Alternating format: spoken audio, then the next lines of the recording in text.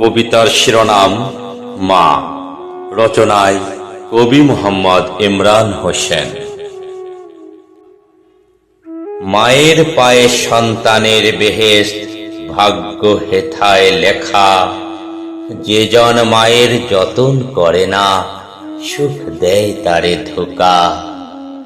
পৃথিবীতে দেখেছি প্রথম আমার মায়ের মুখ, তোমার আরাম হারাম করে আমাকে দিয়েছ সুখ। তোমাকে ছাড়িয়া আমি বহুদূরে, দুঃখ আমায় খায় কুড়ে কুড়ে। পরপারে মাগো বহুদিন ধরে, আর যে পারি না হায়। স্বপনে এসে দেখা দাও মা, আমি খুব অসহায়। মা ডাকার স্বাদ কেড়ে নিয়ে পেয়েছু কি সুখ। দেখে যা মা তোর বিরহে ভাঙে আমার বুক।